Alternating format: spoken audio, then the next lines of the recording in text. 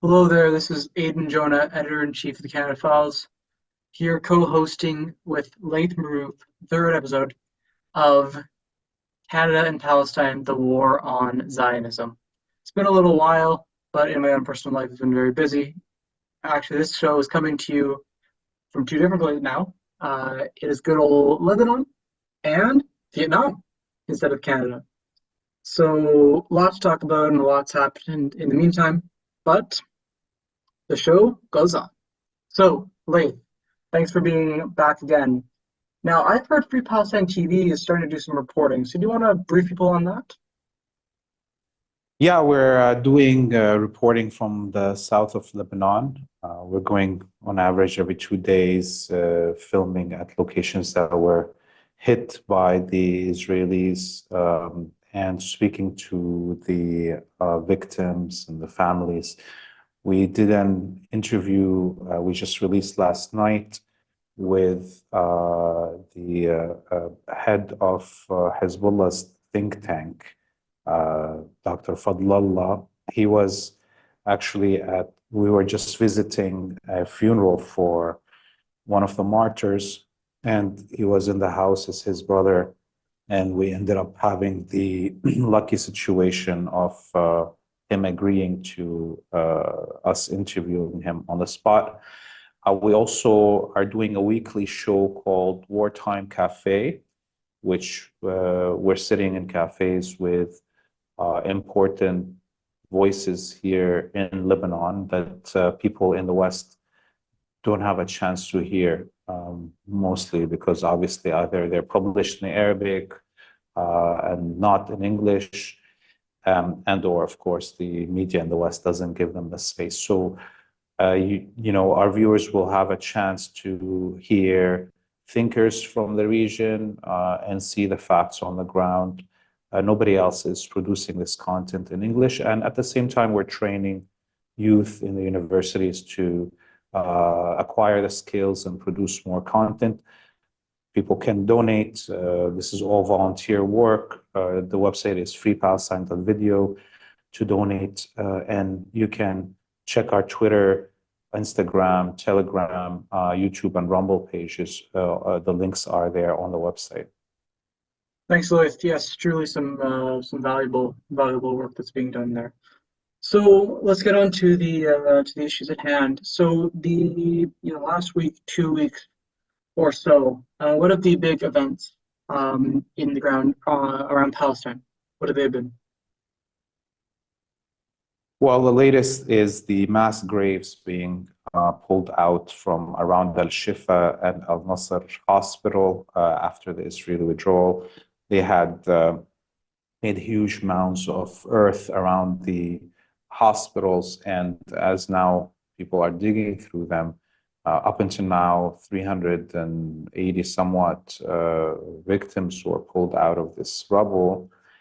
Many of them, almost all of them, being doctors, nurses, and patients at these hospitals that were assassinated, liquidated by the Israelis in a massacre every time they were in these hospitals. And the bodies, as they're being pulled out, many of them are missing organs. So clearly the Israeli soldiers did organ harvesting. In fact, there's now at least 2 bodies that have been deskinned. So one doesn't know if this was part of, again, the organ harvesting for a skin bank, and or is it like a Hannibal situation, like the Silence of the Lambs? But obviously, either case, it is crazy what we see that the Zionists have reached in terms of their depravity. And the much of the Israeli military has been withdrawn completely from Gaza. We keep on hearing that they will be invading Rafah. I don't know if this is going to happen, but if it does happen, this will be a trigger for much more resistance from Hezbollah in Lebanon and Ansarullah in Yemen and the PMU in Iraq. And as we see, the West has not been able to pull the leash on its dog, the Zionist colony.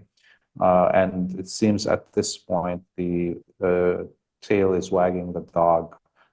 I don't think the elite in the West, even if they want to control Netanyahu, because of how much vitriol they spilled out in the media against Palestinians and the positions that are very 100% on the side of Zionism, how can they pull back from that now?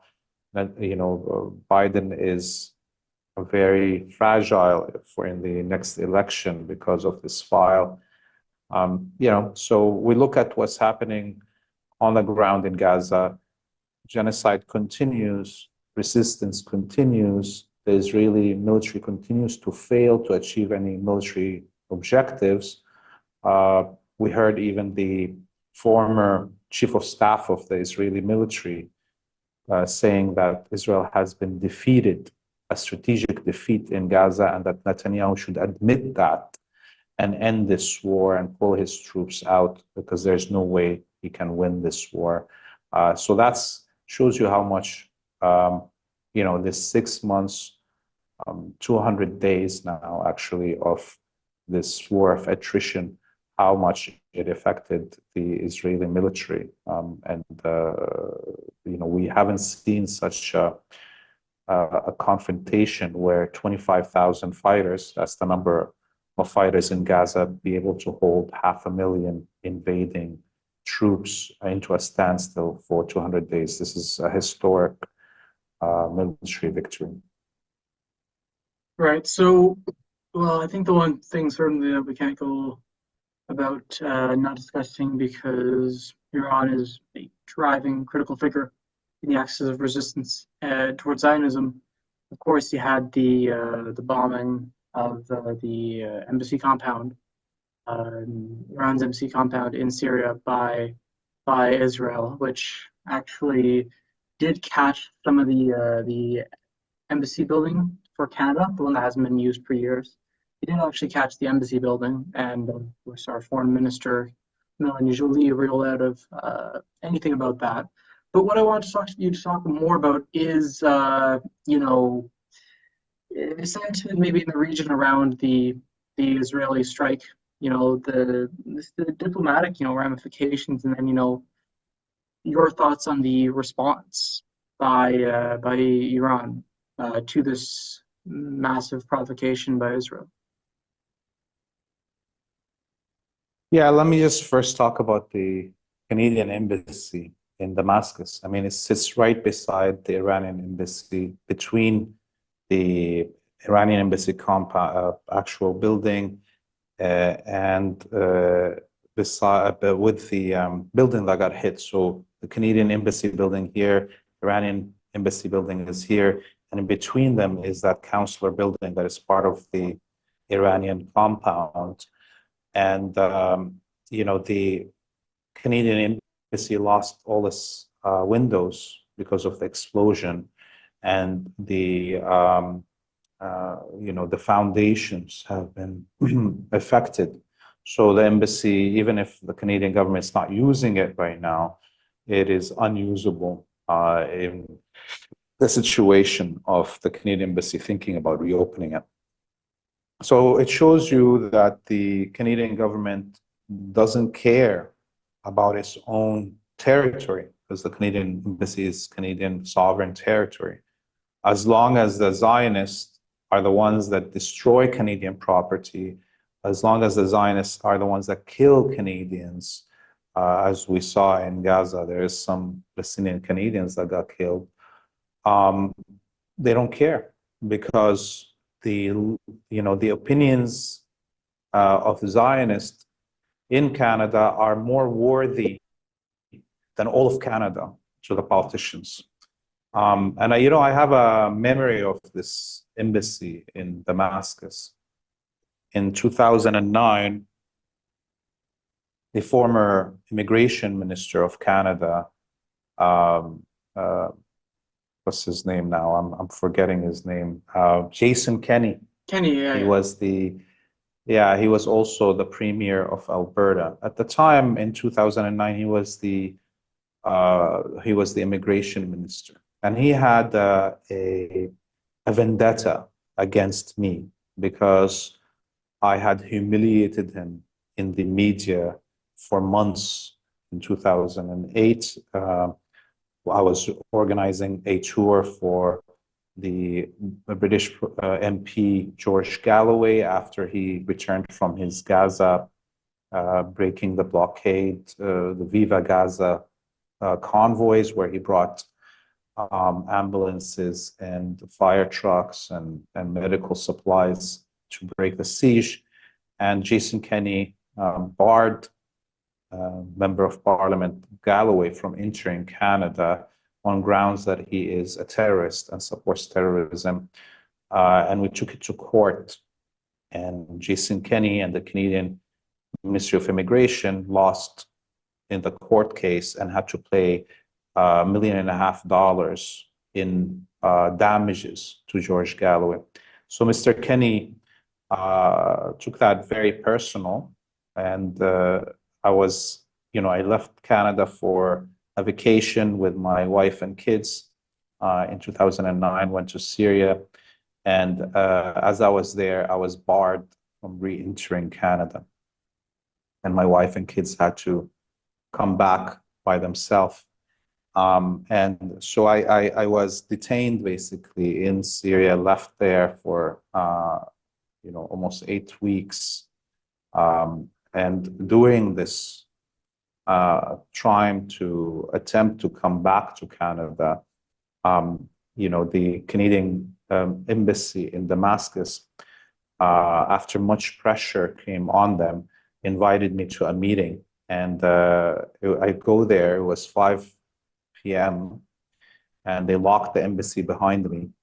I was the only person in the embassy. It was supposed to be an interview with an immigration officer.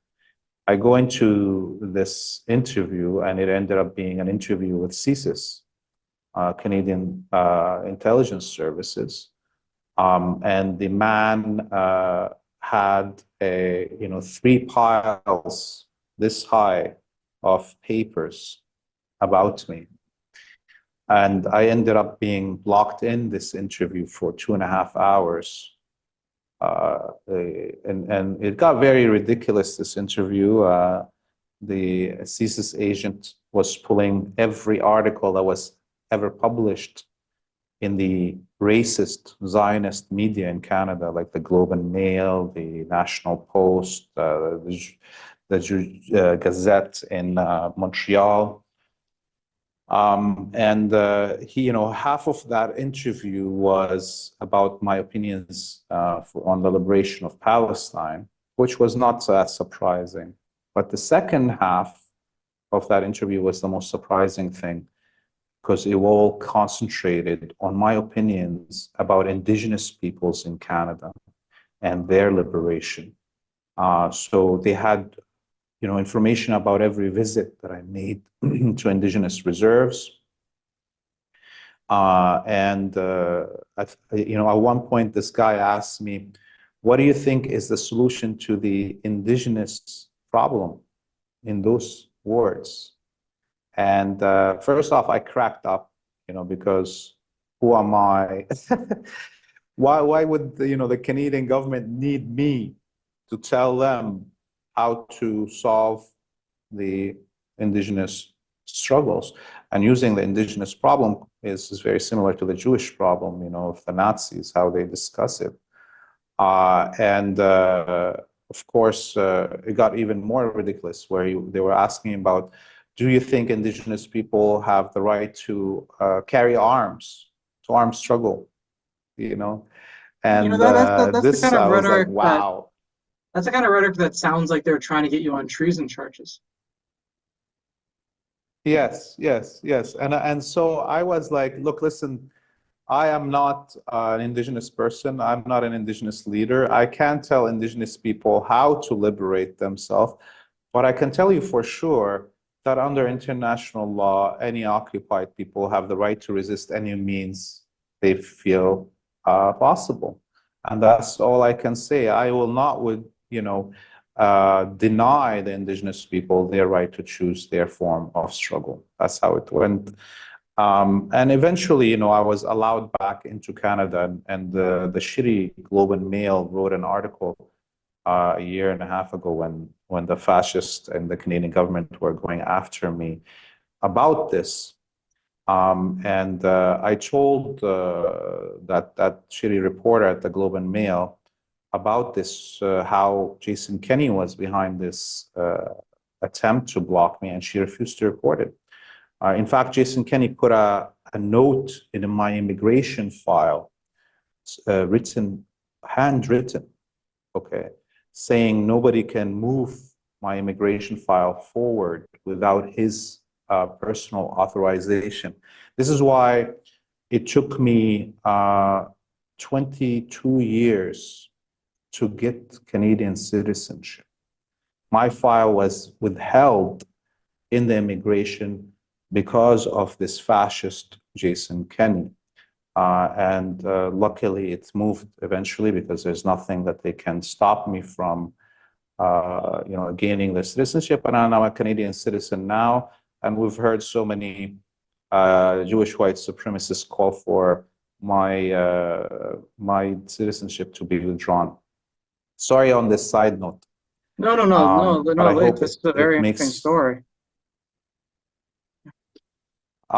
In terms of Iran's response, God, this is the response that Iran delivered. I don't think anyone in the Western empire thought would happen.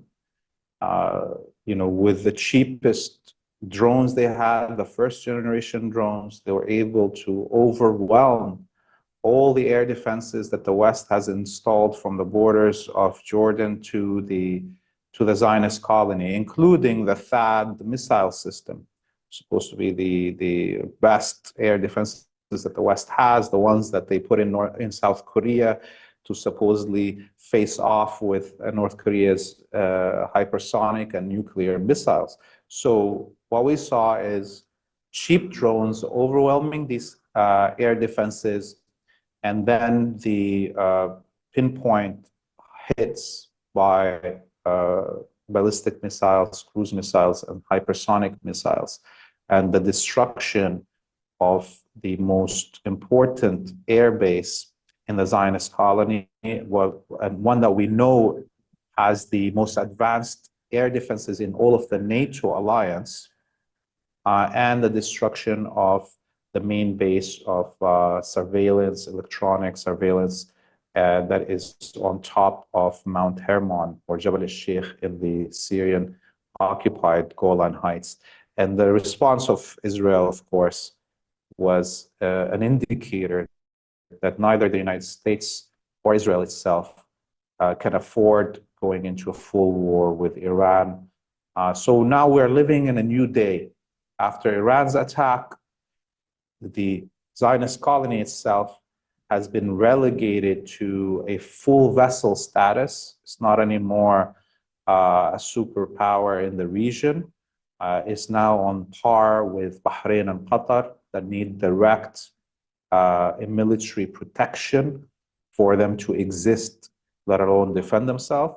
And we saw the United States itself being cut at the knees, and its global image of military power, damaged at a huge damage, Yeah, most certainly, it was a major move from Iran, and a step forward for the axis of resistance. So I think I want to take things a little bit to the Canadian front, because I think things are beginning to escalate now. On the starting point of something I reported on last week, there was a Nakba Remembrance Day that was instituted by Peel. It was in the calendar, yeah, of the Peel District School Board in Ontario, that's the province of Canada.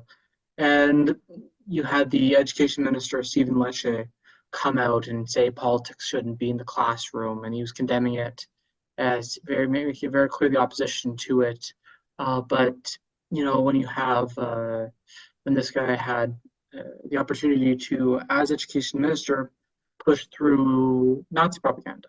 That is about the Holodomor, this claim that the Soviet Union intentionally perpetrated famine against Ukrainians. There was a famine, of course, but it's a mainstream thing that it's been debunked. Academics have debunked it. Someone in the more the military field, someone like Scott Ritter, also has actually challenged this very vocally too. And so this kind of propaganda, right, Nazi propaganda, is shoved down children's throats. And when he has the chance to do that, you know, uh, it's a great opportunity to educate kids, get them on the right side of history. I'm paraphrasing. It's he's full blown. He loves it, right? And the article title, I put it bluntly: Ontario government says no to anti-Nazi Day, yes to Nazi education. Because look, we have to look at it realistically with the colonial existence of Canada, the colonial existence of Israel, and I mean even the colonial nature of, I think, the Ukrainian nationalists during the Soviet Union's existence. You have these extreme forces wanting to look. If the Ukraine had become a sovereign nation under the USSR, it would have been via colonization, because the Ukrainians in the Soviet Union want to be there. And that's kind of a trend, and going off on a tangent, I find is with the Uyghur genocide, the Uyghur separatists, the Tibet separatists, etc. They want to impose their political vision. They want to colonize these regions, set up their independent nations that are just going to be run by Washington. It's all this colonial thrust, and that's why this apologia for Ukrainian fascism is pushed by our education minister and Politics for No Problem. But when it's an anti-colonial day, that is when politics shouldn't be in the classroom. And it's laid very bare, among other things, the nature of the Canadian state. I mean, it's been a remarkable few weeks. We have an open apologist for a Ukrainian SS division testifying in Parliament, and even mocking, going after one of the Zionists around this Hunka incident. It was very funny to watch the hierarchy, that the apologia for Nazism actually got a higher priority in that moment than the Zionist fascism. It's kind of funny to watch that inter-fascist clash. But this is the reality, of a very colonial nation, and where its priorities are, and when politics shouldn't be discussed, and when it thinks politics should be discussed. I mean, that's the nature of the Canadian state. It's a disgusting colonial thing. Curious for what you think, Laith. Yeah, the more hypocrisy and contradictions they exhibit, the better actually for all of us. I know it sounds, oh, well, people want it to be immediately the Nakba Day remembered, but it's better actually that they are exposing themselves in such ways. And the more apparent the discrimination is, the more mobilized people will be. I think I'm of the opinion that it's better for us, people that are work on liberation of every kind, not only the liberation of Palestine, that there's outright fascists in control of government, because the liberals are actually worse for the liberation, it's worse for mobilizing. The liberals do exactly what the fascists do, but coated with some honey.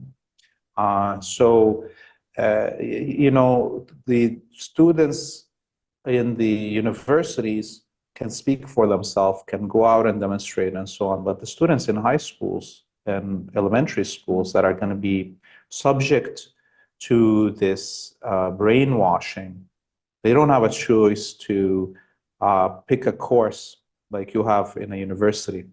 They also don't have a choice to go to private schools if they don't have money that will teach them a divergent history.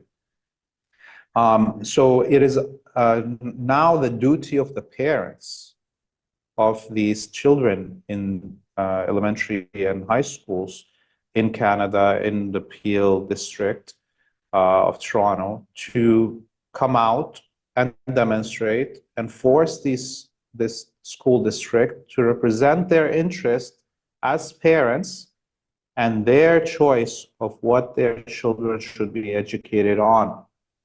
The board should be, the appeal board and so on, people should mobilize to elect members on this board. This is much easier than to think about electing parliamentarians and whatever. It's a smaller geography, it's community based. You can mobilize in those ways. The students and the parents in these schools should concentrate on doing something about it. Certainly, and speaking on the education front, there was a tweet from Anthony Housefather that caught the eye. Zionist in chief, MP, liberal Housefather, calling for police and universities across North America to use a more active approach towards demonstrations around campus. You've seen that, of course. Housefather is saying this is not much of a surprise. He's a very, very ardent and aggressive Zionist. You've also, I think the thing that struck me too in terms of the rhetoric against Palestinian supporters is that Trudeau came out and condemned all pro-Palestinian resistance rhetoric. Because the fascinating dynamic was, encouraging dynamic was that people were, praising Iran's action against the Zionist entity. I think that was a good step forward for people to begin to realize Iran's role, critical role, really, in the resistance. So, when this happened, the Canadian political elite went into its own very aggressive meltdown. Because if people start to have sympathy for Iran's actions and just for the resistance specifically, and against U.S. imperialism, I mean, you don't really have a way back in terms of maintaining the democratic facade. And that's the key thing, is they're desperate to maintain the democratic facade. And they're not really going to be able to do that for much. I don't think they are going to be able to do that. I think it's going to be a very, very limited timeline. Like there's that Zionist fascist, Mayor Weinstein. He was formerly head of the JDL chapter of Canada. JDL in the US was classified as a terrorist organization. In America, I should emphasize. And so, Weinstein called for Justin Trudeau to follow in Pierre Trudeau's footsteps and call in the army and impose the War Measures Act on the line that the protesters for Palestine were quote unquote terrorists. And then it was Warren Kinsella in the Toronto Sun also made that op-ed. And then MP Kevin Wong, this guy is a scumbag. This guy tried to blame a sexual assault. It was a charge, not a conviction. It was a charge. He tried to blame it on China. This guy's a rampant anti-communist. This guy's a young NATO person.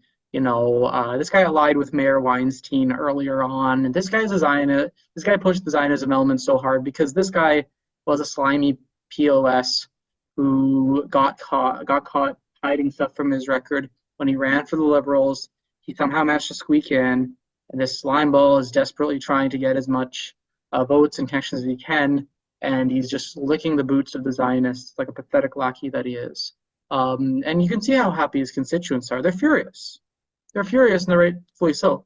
But it's this question of it's the fascists or the pretenders, and someone like Kevin Wong is a preferable opponent for anti-imperialists because he's very open in how craven he is. He's very open in how craven he is, and he is representative of the Zionist camp and the Canadian imperialist camp. He's very representative. But all this comes down to, is that there is this axis that is really starting to it's starting to talk in a way that it's preparing to be willing to end its democratic facade. There is starting to be a faction of the ruling class willing to end its democratic facade.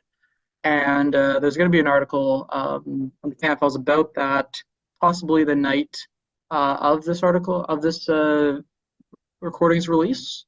And yeah, it's the people protesting have to, prepare for the fact that it's going to get ugly way beyond their experiences in their lifetime.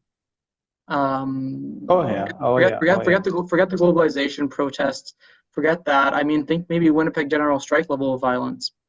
Think back to the 20th century level of violence. It's coming, and it's a question of whether people clue into it, before this comes. If people clue into it as they're getting beaten by police, or whether it escalates and eventually people start getting shot if the ruling class gets desperate enough. Oh yeah. Because let's be real here, historically, when people protest, I mean, think back to 1905, right? I believe there was a petition delivered to, was it the Duma in that imperial Russia? And you had people massacred just for delivering a petition, right? This wasn't on anything about the foreign policy. There's a very clear precedent for the fact that this can escalate very badly. And I speak in this bluntly because I think that if people don't move on this now and start to prepare for how rough things are going to get, people are going to get hurt. At best, people are going to get hurt if they don't learn. Oh yeah, and we don't have to go back all the way to the Russian Revolution. We can go back to the anti-Vietnam demonstrations and what happened to the students there, the deployment of the National Guard. We're already hearing that the president of Colombia has called the National Guard, by the way, this morning to deploy against the students. So it's getting to this point that, yes, Columbia University in New York. There's already, last night, the counterterrorism police of New York State were on the ground. So we're getting to that level. We already had a few students shot in New England. I don't remember which part of New England area now. If at the beginning of this war, 3 Palestinian students walking down the street got shot. One of them is paralyzed. We saw the kid in October last year, a Palestinian kid with his mother got stabbed, and the kid 20-somewhat stabs and dead, little child and 11 years old in the United States. Where, those were kind of the canary in the mine. Okay, even if we saw those happen in October and November. So we're going to see that now happening at the hands of the state. Prior, in those incidents, it was, a few fascists here and there, thugs, like the one that threw the chemical weapon on the students in Colombia, and 12 students ended up in a hospital for weeks, inhaling the chemical, and neither the administration or the police have arrested anybody or identified those people who threw the chemical weapons. So we're getting there. He can talk as much as he wants to. We saw, what the Zionists can achieve in Canada many times before. There was stronger Zionists in control, like the Erwin Cutler, the Grand Wizard of Zionism, when he was Minister of Justice. And he couldn't, and when we shut down Netanyahu in 2002, he couldn't achieve what the Zionists are calling for now. They don't have an Erwin Cutler in charge of the Ministry of Justice to do what Anthony Housefeather wants. So I don't see us getting there yet in Canada, especially that I haven't seen the encampments that we saw in the United States yet in the universities in Canada. In fact, we haven't seen much radicalism, I think, in the campus media, even in comparison to the media in the campuses in the United States. For our viewers, the Columbia University campus community radio station was almost taken off air by force a few days ago, where the security of the university were trying to shut down the antenna, a breach of the Federal Communications Commission regulations. So, let me see first, actually, activism on the level of what we saw in the United States on these campuses and or on the campus media for us to get to this point. Warren Kanzilla is an outright fascist, propagandist, liar.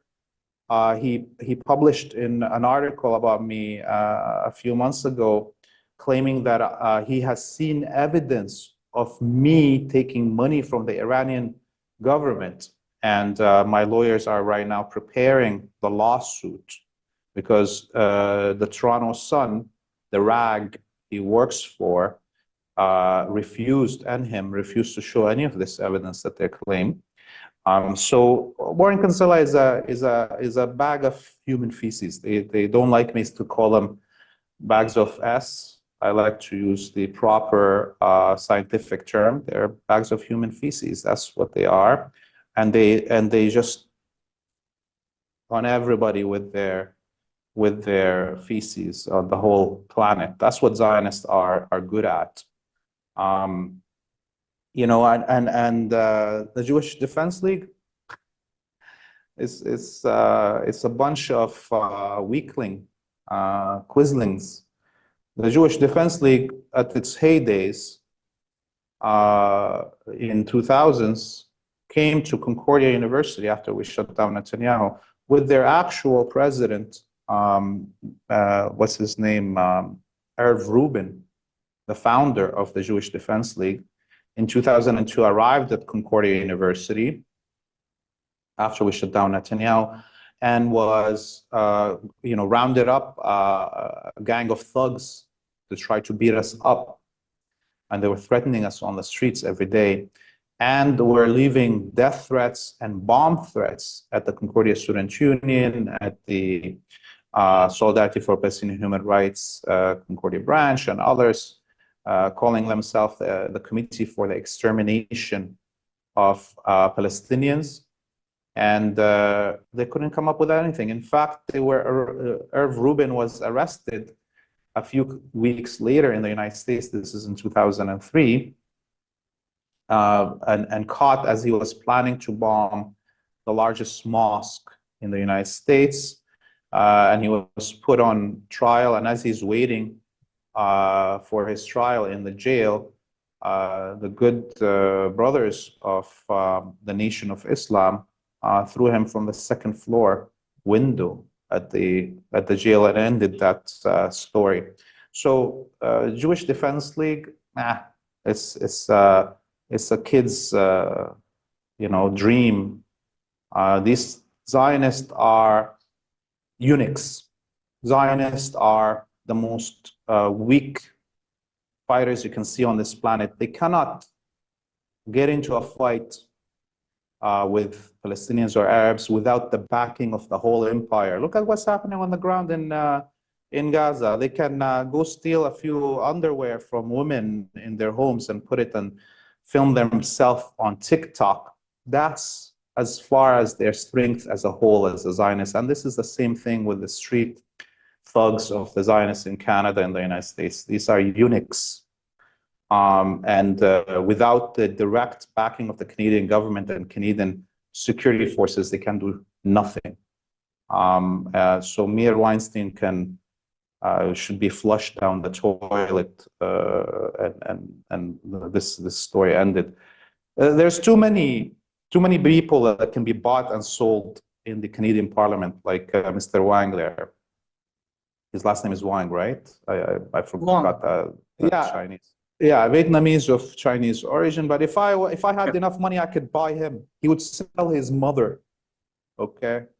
And similarly, for most politicians in Canada, these are, prostitutes, literally, that you can buy and sell. Unfortunately, the Arabic, Muslim, Black communities, indigenous communities don't have enough money to buy these assholes. This guy, if I give him enough money, he'll say anything I want him to say.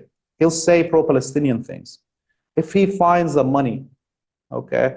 And this is the reality. And Canadians, if they want to change, citizens of Canada, they want to change this reality, should mobilize to elect people outside all of these parties, just like happened with George Galloway in the United Kingdom, and as we see with this, the Workers' Party in Greater Britain is gonna win a lot of seats in the upcoming election because people are fed up with the bought and sold politicians that are being put in the parliaments.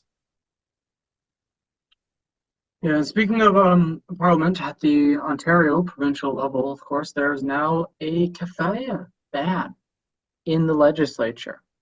So just to to lean back into what you were saying about what I was saying earlier about the escalating racism, and what you were saying about the fact that the open instead of liberal pretension, this open racism will prompt more action. Well, I think it is because rightfully, supporters of Palestine and Palestinians are furious that there is a kafaya ban in the legislature, and there's, I believe it was at least one progressive conservative member of provincial parliament um, is holding it up. It might be more, but there's at least one minimum, and that's why they can't get unanimous consent to remove the ban. But it speaks heavily to the anti-Palestinian just state of affairs from the Canadian political elite in the country. Yeah, MMP Sarah Jama, who is still wearing the keffiyeh and going inside the Ontario legislature with it. She, is a disability activist, and she suffers from disabilities, and she puts on the hijab, and we saw the racist attacks on her by the anti-Black, anti-Muslim. Yeah, so Sarah Jama is still going to the legislature with the keffiyeh. She is Black. She suffers from disabilities. She's Muslim, wearing the hijab. And as we saw, there is now a attack on her by the goons, the anti-Muslim, anti-Black, anti-Palestinian goons. But she's standing her ground.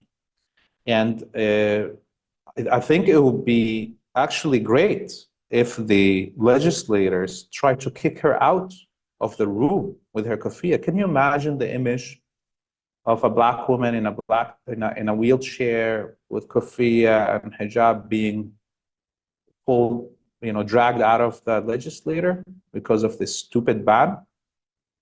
The other thing is that people should right now organize to disrupt the legislature. It's not about demonstrating outside of it. To this point of fascism is equivalent to what the new neo-Nazi German government is doing. I don't know if our viewers know about this. There was a conference, Palestine conference in Germany called the Palestine Congress, organized by Jewish Europeans and Palestinian Europeans. And many of the speakers were banned from entering the country, including former ministers in Greece. The event, electricity and internet and so on were cut off from the building. People were thrown out of it. And the German government just banned the use of any language other than German or English in any event, public event about Palestine. And in fact, they stopped an elected MP from Ireland from speaking in his Irish language, in Gaelic, basically. And they banned Jewish Germans from speaking in Yiddish. Okay, so we're back to that moment. Not only Arabic is being banned, or the keffiyeh is being banned as a legislator, we're getting to a point where anti-Zionist Jews are not allowed to speak in Yiddish or Hebrew, even, if it's not convenient, it's not supportive of Israel. And those levels of fascism haven't been seen, of course, since the mid-20th century. And in a way, this is good. I personally like these fascist moves. it instigates people to respond more. It makes it very clear what we're fighting about. And so people in Ontario should go to the legislator and disrupt its meetings and walk in with keffeyehs, throw keffeyehs from the top of the bleachers in the legislature. This is the least that should be done. These things shouldn't be allowed to be debates in the fascist media of Canada. That will not solve these issues. Direct action, forcing the Canadian government and all its branches and all its levels to get overwhelmed by resistance to it. On every corner that the Zionists take away from us, we have to fight. Otherwise, as we see, it will be the efforts of the Zionists will be concentrated on the main organizers and what have you. And well, speaking of Canadian state depravity, the Canadian Armed Forces are going to be getting up to some rather nasty stuff. Canada, it was the Maple reporting on this. They're going to host tests of Israeli arms tech used on Palestinians. They're going to host trial sessions, according to the article, for Israeli arms technology used to kill Palestinians and maintain apartheid and occupation during a 3-week sandbox event in Alberta next month. So this is the Department of National Defense, right? They're giving this select group, military suppliers, chance to test products designed to counter aerial drones, and they're getting direct assistance, right, from Canadian Armed Forces staff and experts. So, if this is true that Nicaragua is planning to take Canada to the ICJ, when the heck are they going to file the case? Get it on already. This is it's a very blunt depravity, and that's why I hammered home the colonial point and the fact that they just don't have an issue with fascism, but they have an issue with anti-colonial education, anti-colonial thought. Look how openly and aggressively Canada is backing Israeli fascism. I mean, that's just as blunt as you can get.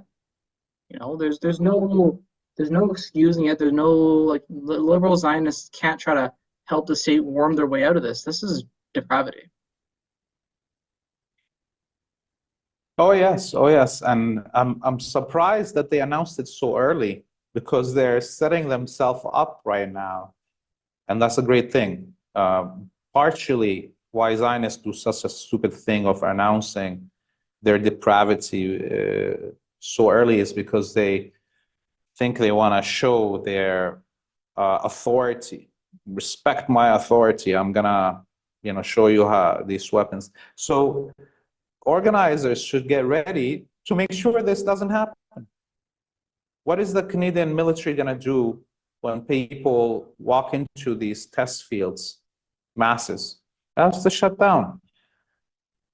Things have to become serious in the organizing Canada. I think I feel that they're way behind. Even in Europe, in England, the UK, there's more radical actions happening. And partially, I think this is because how Canada is so isolated geographically. Canada is so big with so little population. But an event like this, the organizers of anti-Zionism in Canada should announce right now, we are going to be doing buses from all the major cities to go to this location on this date, and let the Canadian government deal with it already. Let the Canadian government freak out with it. Maybe the whole thing will be canceled before anybody even steps a foot on this test grounds. So I feel, partially the problem we're having in Canada with the organizing is this new generation of organizers that are too much used to the Instagram organizing. There hasn't been yet something as serious of organizing efforts as was happening 20 years ago during the Iraq War of 2003. We as organizers on Palestine didn't only live on the campus. We were sitting with meetings with the labor unions, with the community organizations of all the different racialized and indigenous communities, with the political parties that are outside the system.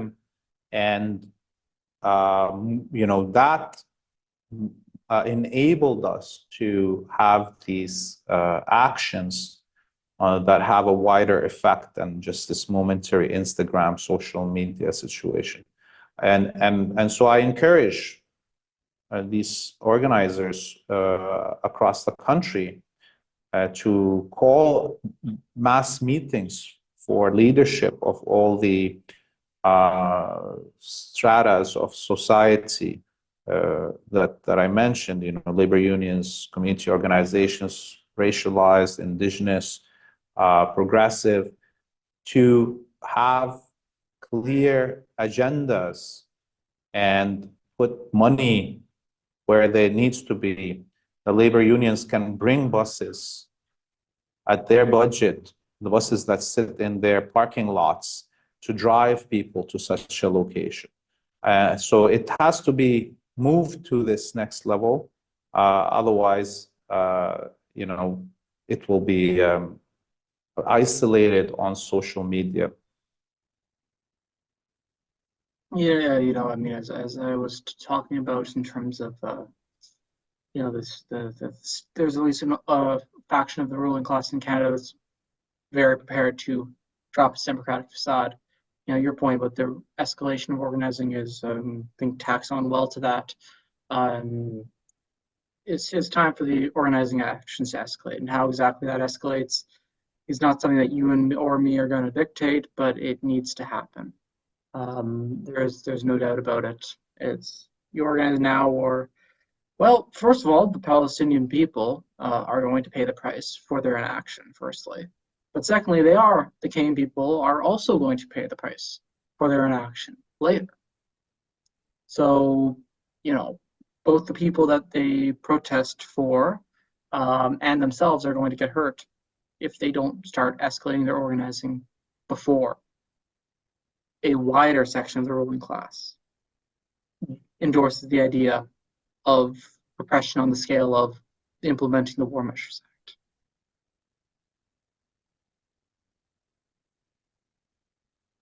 Yes, and we're moving fast towards that. The minute this war first off, it's not going to stop. The genocide is not going to stop. So we see that's continuing, but also we will see the front in Lebanon and Yemen and Iraq grow, and that's going to get more people out in the streets. That's going to get more people opposed to government policies, and this is the moment where people will see the full-out repression. And if the Canadian government, the American military, and others join Israel in defending it against Hezbollah, I predict that they will call a War Measures Act or martial law in Canada and the US and other places to stop the mass movement. And we may even see concentration camps, detention camps, just like happened for Japanese Canadians and Japanese Americans during World War II. The Palestinian, Arab, and Muslim communities and those who support them are at the threat right now of ending in these detention camps if they do not prepare themselves for this eventuality. I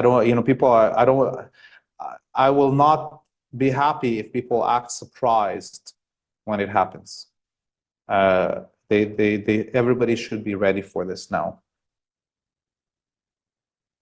Certainly, the last vestiges of the pretension around Western democracy they're beginning to set the table for that to be discarded. Very openly. And yes, if action is not taken on a more aggressive scale by organizers in Canada, then there is a severe danger. It's avoidable, but only with stronger action. And it's going to be up to the organizers and, frankly, the Canadian people to decide their own fate. So we will have to see about that.